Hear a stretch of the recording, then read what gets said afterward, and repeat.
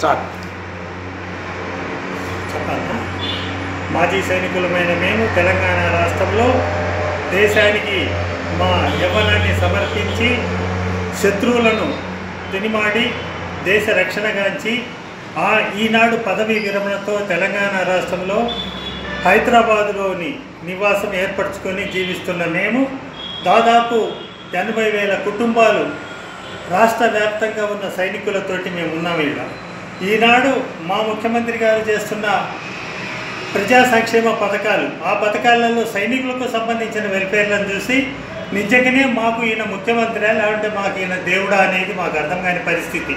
అయినప్పటికీ ఈనాడు ముఖ్యమంత్రి గారు ప్రకటించారు, థర్డ్ ఫ్రంట్ ఒకటి ఏర్పాటు చేసుకొని మన ఉన్నత భావాలతో మనం కేంద్రంలో ప్రధానమంత్రి సీట్లో కూర్చుంటే ఇంకా ఎంతో ఉన్నతమైన సంక్షేమాలు దేశ ప్రజానికానికి అందియచ్చు కదా అనే ఒక సంకల్పంతో ఏదైతే ప్రకటించారో దానికి మా సైనికులమైన మేము నిజంగానే తోబా అయిపోయినాం. ఏంటంటే ఇంత ఉన్నతమైన భావాలు మా కేసీఆర్ గారిలో ఉన్నాయా?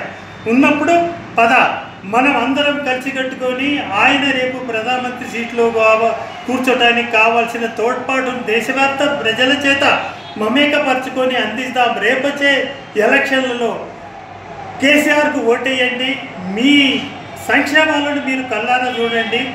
ఏదైతే మీరు పోగొట్టుకున్నారో ఆ వ్యవస్థలో మార్పులు జరుగుతున్నాయి. ఆ మార్పుల ద్వారా కేసీఆర్ అనే ఉన్నతమైన భావాలు గల వ్యక్తి మీకు తెలంగాణకు ఏం చేశాడో మీరు కళ్ళ ముందు చూశారు. ఇప్పుడు మీరు దేశవ్యాప్తంగా ఆయన చేయబోయే సంక్షేమాలు మీరు చేతులారగా అందుకోబోతున్నారని తెలపడానికి మేము ఎంతో సంతోషపడుతున్నాం.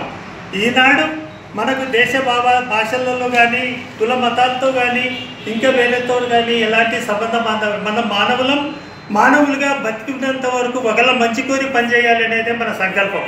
ఆ సంకల్పాన్ని ఈనాడు మేము మాజీ సైనికులమైన మేము మా తెలంగాణ రాష్ట్ర ముఖ్యమంత్రి ఆదర్శవంతమైనటువంటి పాలనను ఉద్దేశంగా తీసుకొని మేము బాధ్యతలు మీన వేసుకొని ప్రభుత్వం ఎలాంటి బాధ్యతలు అప్పచెప్పినా మా తెలంగాణ రాష్ట్రంలో ఉన్న 10 జిల్లాలలో విస్తృతంగా పర్యటించి ఇది చేస్తూ ఆయనకు ఐకమత్యాన్ని కూడగడతాం. అదేవిధంగా ఇతర 28 రాష్ట్రాలలో ముఖ్యమంత్రి గారు మాకు వస్తువులు కల్పిస్తూ వెహికల్ ఇచ్చి మీరు తిరగండి, మన ప్రచారం చేయండి అన్నమాట.